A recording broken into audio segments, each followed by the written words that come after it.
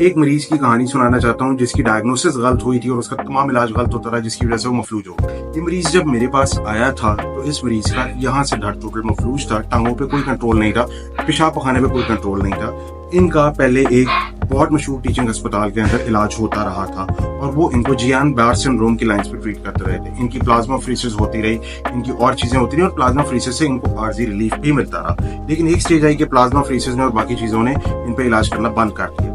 उसके बाद किसी पढ़े लिखे बंदे ने देखा तो उसने इनकी एमआरआई कराई तो एमआरआई के ऊपर इनकी थोरेसिक स्पाइन पे एक बहुत बड़ी डिस्क थी। तो ये पेशेंट जब मेरे पास पहली दफा आए थे तो इनका निचला धड़ सारा मफलूज था।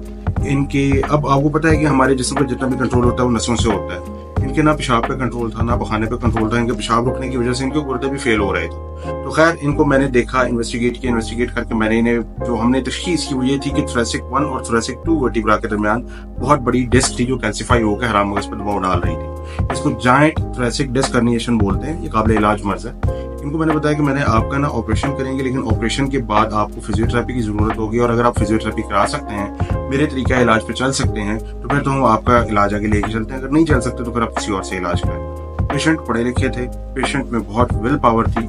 इस तरह के पेशेंट को ना ट्रीट करने का मजा आता है जो पेशेंट डॉक्टर के साथ चलने वाला बने, क्योंकि इस तरह की कंडीशन में मेरा जो एक रिकवर पार्ट होता है वो ये होता है कि मैंने अप्रोप्रिएट सर्जरी की है। उसके बाद पेशेंट का काम ये होता है कि वो मेरी एडवाइस को फॉलो करे और एडहियर करे। खैर पेशेंट का हमने मार्च 2023 में ऑपरेशन किया। ऑपरेशन के फौरन बाद पेशेंट को अपनी टांगों के अंदर, धड़ के अंदर थोड़ी सी सेंसेशन आने लगी। इनकी बहुत बड़ी डिस्क थी, हमने वो डिस्क निकाली, थोरेसिक स्पाइन पर कंप्रेशन था वो रिलीव किया। काफी डिफिकल्ट सर्जरी थी लेकिन अल्हम्दुलिल्लाह सर्जरी वेंट वेल। ऑपरेशन के 3 हफ्ते के बाद इनके स्टिच आउट किए। उसके बाद इनकी हमने एक्सटेंसिव फिजियोथेरेपी स्टार्ट की। अब इनके ऑपरेशन को तकरीबन 1.5 साल होने वाला थी। तो अब पेशेंट वॉकर के सहारे चल रहे हैं। पहले जो पेशेंट टोटली माजूर था, अब वो वॉकर के सहारे चल रहे हैं। पेशेंट जो है he is doing well. Point इस पे ये है कि अगर आपके मरीज का टाइम पे हम इलाज कर दें, टाइम पे डिकम्प्रेस कर दें तो मरीज ठीक हो जाता है। लेकिन अगर डिलेड भी इस पे सर्जरी हो, जैसे कि इनके केस में हो रहा है, तकरीबन 6 महीने लेट सर्जरी हुई थी, तो उस पर रिकवरी हो जाती है लेकिन बाद में फिजियोथेरेपी करानी होती है।